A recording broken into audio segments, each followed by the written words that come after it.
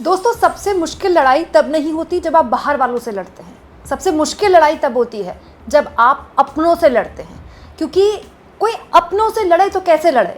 Exactly यही हो रहा है राहुल गांधी के साथ। कांग्रेस पार्टी के अंदर वो कौन सा स्लीपर सेल है जो वोट चोर अभियान में राहुल गांधी का पार्टी के अंदर रहकर विरोध कर रहा है। दोस्तों, क्या ये बात जो बोली जाती है कि बीजेपी ने अपने स्लीपर सेल कांग्रेस पार्टी के अंदर एक्टिवेट कर रखे हैं, वो एक बार फिर से सर उठाने लगे हैं राहुल गांधी के खिलाफ। दोस्तों, राहुल गांधी की वोटर अधिकार यात्रा सफल रही। अब उसके कितने राजनीतिक फायदे बिहार में मिलेंगे वो अलग बात है, लेकिन जितनी भीड़ जुटाने का कार्यक्रम था उतनी तो जुटा ली। राहुल गांधी ने 2 प्रेस कॉन्फ्रेंस भी कर ली चुनाव आयोग के खिलाफ, और उसने भी सोशल मीडिया में काफ़ी बज़ क्रिएट किया है। लेकिन इससे बीजेपी घबराए ना घबराए, कांग्रेस के अंदर कुछ हैं, जी हाँ, कांग्रेस के अंदर कुछ हैं जो घबरा गए हैं। और ये बात मैं नहीं कह रही हूँ, ना ही ये खबर कोई उड़ती खबर है।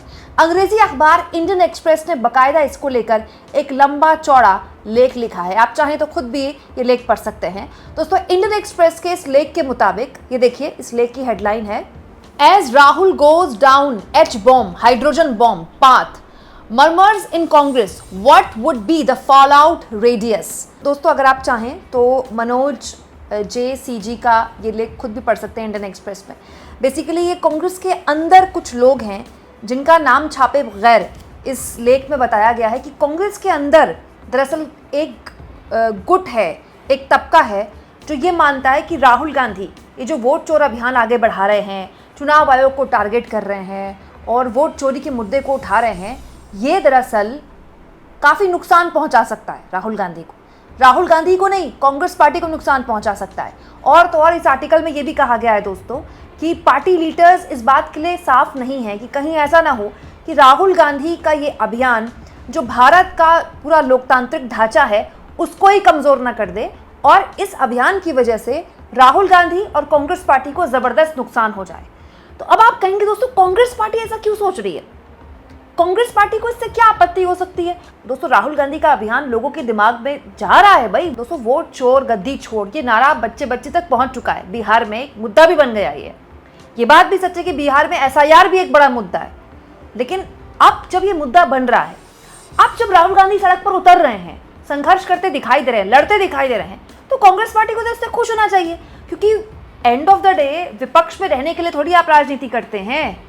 राजनीति इस देश में क्यों की जाती है? हर पार्टी इसलिए ही करती है कि वो सत्ता में आ जाए। Clear cut. दोस्तों, देश सेवा की किसी के अंदर भावना नहीं है, चाहे वो सत्ता में हो चाहे विपक्ष में हो, सबको सत्ता चाहिए, इसलिए राजनीति हो रही है।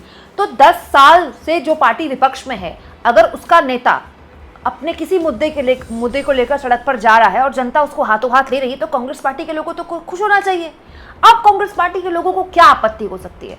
दरअसल दोस्तों, इस आर्टिकल में ये कहा गया है कि कांग्रेस पार्टी के लोग ये मानते हैं कि ये जो पूरा अभियान है ये कांग्रेस पार्टी को नुकसान पहुंचा सकता है, और इसके उतने फायदे होंगे नहीं जितने नुकसान हो जाएंगे। दोस्तों, कहा यह जा रहा है कांग्रेस पार्टी के उस तबके द्वारा कि ये दरअसल बीजेपी को फायदा पहुंचाने वाला अभियान है। जब आप वोट चोर अभियान आगे बढ़ाते हैं तो इससे बीजेपी को फायदा मिलता है। कैसे? क्योंकि एक तबका है पार्टी के अंदर जो ये मानता है कि आप जब वोट चोर अभियान को इतनी तरजीह दे रहे हैं तो फिर आप बिहार के जो बाकी मुद्दे उन पर तो बात ही नहीं कर पा रहे। सड़क, बिजली, पानी, रोजगार, पलायन एक मुद्दा है, लेकिन आप केवल वोट चोर अभियान को लेकर बैठ गए, जिसकी वजह से बीजेपी को तो इसका फायदा हो जाएगा। बीजेपी तो चाहती ही है कि चुनाव में सड़क, पानी, बिजली, पलायन, रोजगार मुद्दा ना बने। और दोस्तों, एक्चुअली में यही नैरेटिव बीजेपी भी बिगड़ती है। लेकिन ये जो लोग हैं जो ये पता नहीं अखबार में जानबूझकर छपवा रहे हैं या फिर उनका छापा जा रहा है, वो ये बात भूल गए हैं दोस्तों कि राहुल गांधी ने वोटर अधिकार यात्रा या तेजस्वी यादव ने वोटर अधिकार यात्रा चलाई तो वो केवल वोट चोरी के मुद्दे पर नहीं थी। वो यही बोल रहे थे कि आपका वोट चोरी करना चाहते हैं ये लोग ताकि आपको नौकरियां ना देनी पड़े, ताकि आपका पलायन इनके लिए मुद्दा ना बने। और इसके अलावा तेजस्वी यादव ने एक और यात्रा शुरू कर दी है। तेजस्वी यादव की जो यात्रा है उसमें भारी भीड़ जुटनी भी शुरू हो गई। आप देखिए फोटोज, तेजस्वी यादव की यात्रा में लगातार भीड़ जुट रही है। तो पलायन, नौकरी, रोजगार के नाम पर तो तेजस्वी लगातार बात कर रहे हैं, और राहुल गांधी को थोड़ी बिहार का सीएम बनना है। सीएम अगर विपक्ष की सरकार जीतती है तो सीएम कौन बनेंगे? तेजस्वी यादव। और तेजस्वी यादव तो पिछले 5 साल से इस सरकार के खिलाफ लगातार सड़क, बिजली, पानी, रोजगार के मुद्दे पर है ही, अभी भी है, अभी भी बोल रहे हैं। तो पॉइंट ये दोस्तों कि राहुल गांधी को ये क्यों बोला जा रहा है कि राहुल गांधी देखिए एसआईआर के मुद्दे को बड़ा बना रहे हैं, राहुल गांधी वोट चोर अभियान को मुद्दा बना रहे हैं, बीजेपी को तो एक सेफ पैसेज मिल जाएगा। दरअसल ये दोस्तों ये जो वर्ग है ना कांग्रेस पार्टी के अंदर, ये वो वर्ग है जो एक्चुअली में सोनिया गांधी के बड़े करीब हुआ करता था, और जब मनमोहन सिंह की सरकार सत्ता में रही तो इस वर्ग ने इसका खूब लाभ उठाया। बड़े बड़े मंत्रालय इनको मिले, या फिर इनकी पार्टी में बड़ी साख हुआ करती थी। लेकिन इस वक्त कांग्रेस पार्टी, या फिर ये कह लें कि कांग्रेस पार्टी जब से कांग्रेस पार्टी विपक्ष में है तब से एक ट्रांजिशन में गुजर रही है। राहुल गांधी उसको अपने हिसाब की कांग्रेस बनाना चाहते हैं, और ये जो कुछ नेताओं का एक समूह है वो चाहता है कि कांग्रेस पार्टी जो है वो पुराने ढर्रे में चले, कांग्रेस पार्टी ट्वीट करने वाली राजनीति चले। इसीलिए जब भी राहुल गांधी किसी भी मुद्दे पर जो बहुत एग्रेसिव होते हैं, आपने देखा होगा यही लोग होते हैं पार्टी के अंदर जो बोलते हैं राहुल गांधी ने तो रट पकड़ ली, राहुल गांधी तो जिद पकड़ लेते हैं, राहुल गांधी तो किसी की सुनते नहीं हैं। तो एक्चुअली में दोस्तों इस वक्त राहुल जो हैं वो दो मोर्चों पर लड़ रहे हैं। वो अपनी वैचारिक लड़ाई तो लड़ ही रहे हैं, बीजेपी से, सरकार से अलग लड़ रहे हैं वो, लेकिन वो अपने पार्टी के अंदर भी लड़ रहे हैं, जिसमें शशि थरूर जैसे लोग तो खुलेआम मोदी जी की तारीफ करते हैं, मोदी जी के समर्थन में हैं, लेकिन थरूर जैसे कई हैं जो पार्टी में गुपचुप बैठे रहते हैं। देखा होगा आपने दोस्तों कि राहुल गांधी की टीम, कांग्रेस का आईटी सेल, जब भी उनकी कोई प्रेस कॉन्फ्रेंस होती है उसको जिस तरह से प्रमोट करता है दोस्तों, कांग्रेस के बाकी नेता उसको ऐसे प्रमोट नहीं करते हैं। अब आप देखिए, अगर मोदी पर कोई हमला हो, राजनीतिक तौर पर कोई कुछ बोले मोदी के खिलाफ, पूरी की पूरी बीजेपी सड़क से लेके, संसद से लेके, प्रेस कॉन्फ्रेंस से लेके एकदम अटैकिंग मोड में आ जाती है। सारे प्रवक्ता, सारे मंत्री, सारे नेता, मतलब वो अलग बात है कि वो दिखाई इसलिए भी ज़्यादा चाहते हैं क्योंकि मीडिया उनके पास है, उनकी जेब में है मीडिया। बट ये सच है ना कि जिस तरह से मोदी पर अटैक, बीजेपी पर अटैक मान लिया जाता है बीजेपी के अंदर, राहुल गांधी के साथ ऐसा नहीं है। तो उसमें यही वजह है कि राहुल गांधी को कांग्रेस पार्टी के इन सो कॉल्ड बड़े नेताओं की मौजूदगी में, उनके रहते हुए सालों साल तक उनको नॉन सीरियस घोषित किया गया, उनका पप्पूकरण किया गया, उनको बताया गया कि ये विदेश भाग जाते हैं हर दूसरे महीने में, नॉन सीरियस हैं, ये सुबह 12 बजे उठते हैं, किसी से मिलते नहीं हैं, किसी से बात नहीं करते हैं। लेकिन दोस्तों अब जब राहुल गांधी दिख रहे हैं, लड़ रहे हैं, सड़क पर उतर रहे हैं, हर दिन कुछ ना कुछ प्रतिक्रिया उनकी आती है, हर मुद्दे पर लगातार बोल रहे हैं, तो यही लोग बोलते हैं कि नहीं, राहुल गांधी को ये सब नहीं बोलना चाहिए। दोस्तों राहुल गांधी ने जब ऑपरेशन सिंदूर के बाद पहली बार, राहुल गांधी थे वो नेता जिन्होंने ये बोला था, बताइए कितने राफेल गिरे। उस वक्त बहुत से कांग्रेसी नेताओं से, कुछ मेरे कांग्रेसी नेताओं से मेरी भी बात हुई थी, तो उन्होंने कहा था अरे राहुल गांधी ने तो गलत बात बोल दी, राहुल गांधी को तो ये बात बोलनी नहीं चाहिए थी, ये कोई मौका है सब बोलने का। तब जबकि ऑपरेशन सिंदूर में सीज फायर हुए कई दिन हो गए थे, और लगातार भारत मतलब एस जयशंकर की तरफ से कई गलतियां, डिप्लोमेटिक गलतियां हो चुकी थी, डिप्लोमेसी के लेवल पर बहुत सी चूक एस जयशंकर पर करने के आरोप लग चुके थे। तब राहुल गांधी ने ये बात बोली थी। तो कई कांग्रेसियों से मेरी बात हो रही थी, तो वो कहते नहीं, राहुल गांधी को ये बात नहीं बोलनी चाहिए थी, अभी देश में ऐसा माहौल नहीं है। एंड ऑफ द डे क्या हुआ, सेना ने भी स्वीकार किया है, सेना ने स्वीकार नहीं किया जो पाकिस्तान दावा कर रहा है उतना नहीं किया, लेकिन सेना ने कहा कि हाँ भाई कुछ नुकसान हुआ है।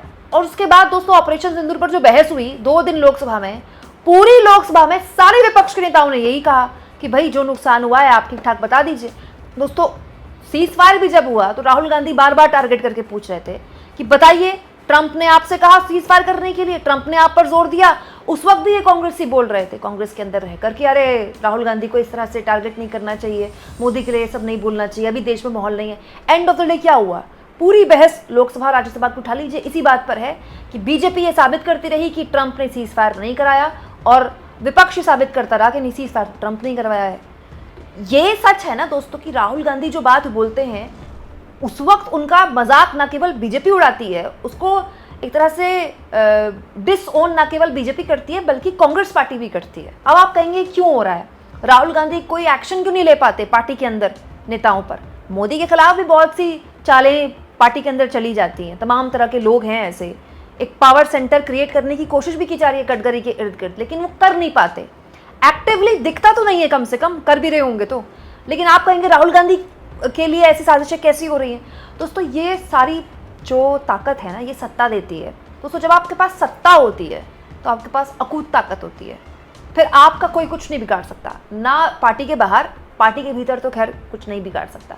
आप सत्ता में नहीं होते हैं तो आपके अपने नेता भी आपको तरजीह नहीं देते हैं।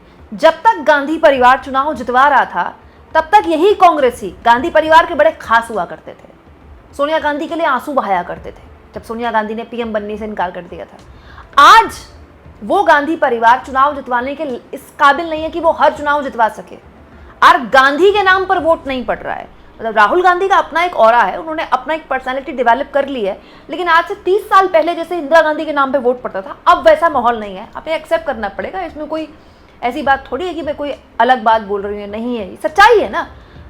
तो यही बात है कि जब आप सत्ता में होते हैं तो आपकी पार्टी के नेता भी आपको इस तरह से डिसोन नहीं कर सकते, और लंबे वक्त तक जब आप विपक्ष में होते हैं तो फिर पार्टी के अंदर इस तरह की गतिविधियां और बढ़ जाती हैं। आप इस मुद्दे पर क्या सोचते हैं दोस्तों, कमेंट बॉक्स में जरूर लिखें, और जितना हो सके चैनल को शेयर करें, सब्सक्राइब करें, और थैंक्स और ज्वाइन के ऑप्शन से अगर आप चाहें तो कुछ आर्थिक मदद भी चैनल की जरूर करें।